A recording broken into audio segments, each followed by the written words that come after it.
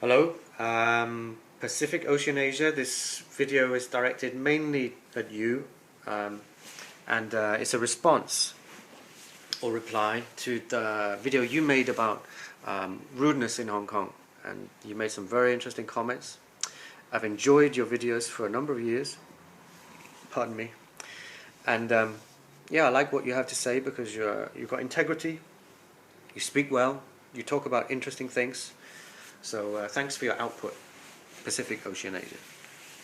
Now, without disagreeing directly with anything that you've got to say, I want to offer you some context for the offence that you took, to maybe just present some corollaries to your points, maybe some counter-arguments if I feel brave enough later, and just hopefully provide you with an extra level of meaning which can go some distance towards explaining some of the things that you took offence at.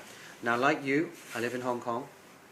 I've been here for more than 10 years now, married to a local person who I met in England as a student, and you and I were both a similar age also. I'm around about 40 years old, you're not far from 40 as well.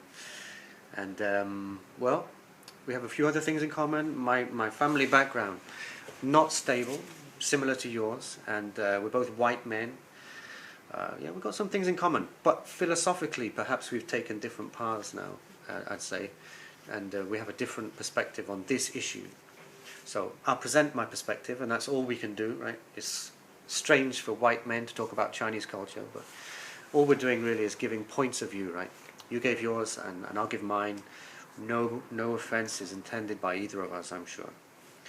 So, I've given my background a little bit and talked about what I'm going to talk about. And next, I'm such a new YouTuber, please forgive me, I'm quite self-conscious about my fringe and don't know what to say. Okay. So, yeah, you took offence, and it's understandable that as a visitor to Hong Kong that you would take offence at a lot of the things you saw. People were rude to you, they pushed you, and they didn't smile at you, they didn't respond or give you the responses which you expected. And I certainly don't blame you as a visitor for being rude and being offended by what you experienced. But as I say, I just want to offer an extra level of meaning, some context for you, and you can take it or leave it. Now, I want you to ask yourself a question: why people are like that? Why are the Hong Kong people like that? You know, and I know that people are people, basically the same. We have the same urges and drives, same instincts at any rate. And the urges and drives which come from them may be culturally determined, I suppose, but we're all basically hardwired the same way, I would argue. And yet, Hong Kong people are very different to what you expected, or to at least what you think should be the norm. And you were offended by people's overt display of wealth, vanity, and ostentatiousness. They showed their bling bling watches, and they pushed you, and they didn't really have the time of day for you. Now, it could be argued that any big financial center is going to be like that. People are out for number one. They don't have the time or the chance or the personal emotional resources to smile at strangers in the street or respond in a friendly way to a stranger because they don't owe anything to the stranger. Cities are like this. They are places where people can be alone together. Cities can be quite isolating, ironically. So this is something true of any big city, I suppose. But Hong Kong, perhaps you are right to say, more so. But there's an extra level of meaning which I keep talking about, which I think you miss. As a visitor, it's understandable. I was a visitor in Beijing for a year. I lived and worked there. It was my first overseas job, and I certainly don't consider myself qualified to talk with authority about Beijing people. I could give you a lot of anecdotes and talk about how I was conned by taxi drivers, how I couldn't order food at first.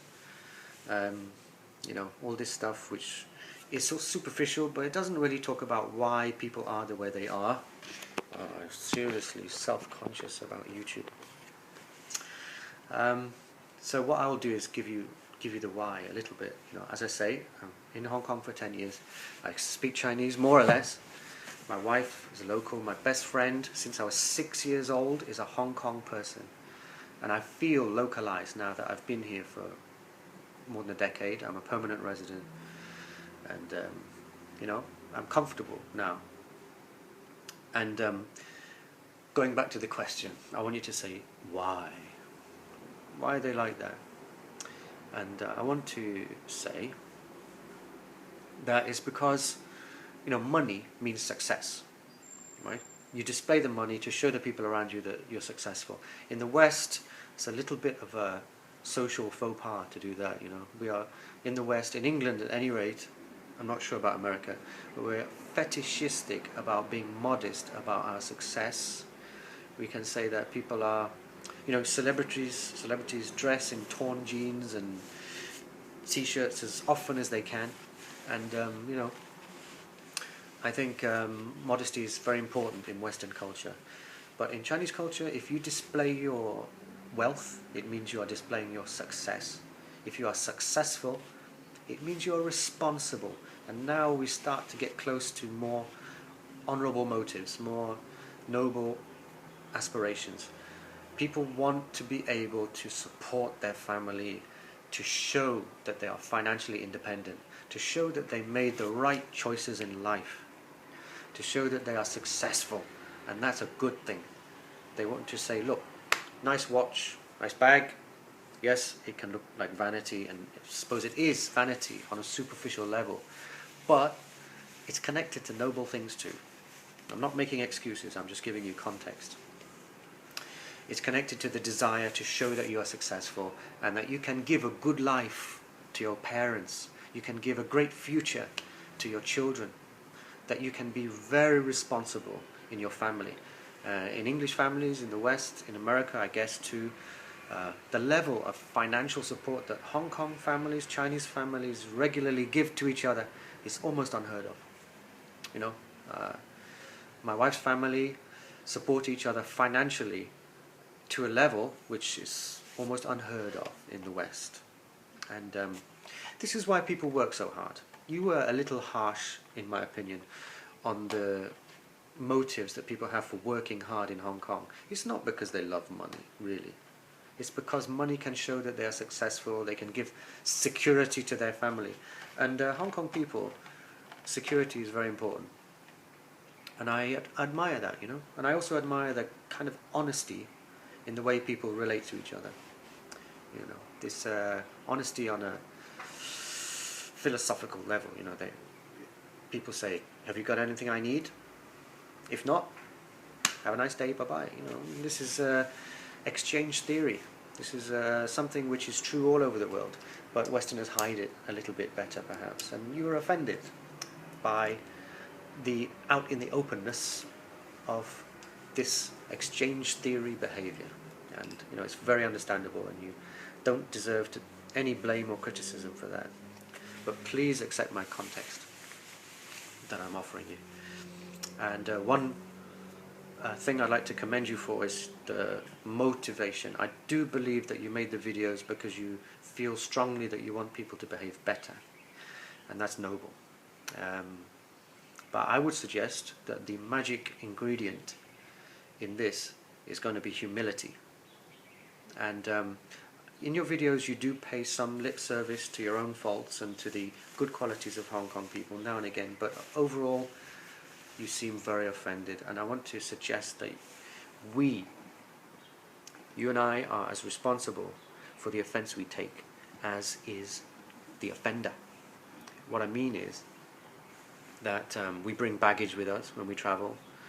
We have expectations which, if not met, are a cause of offence, and those expectations are culturally determined. You know, as an English person, I don't smile at strangers. That's madness to me. And maybe Hong Kong people are the same. If you smile at them, you expect to smile back. It doesn't come, you feel offended. Both parties cause the offence. So I would challenge you, Pacificoceanasia, to examine yourself as much as you do others, and find some humility, and then your arguments will be much more powerful. So, yep, I suppose that's it. And I want to thank you for listening.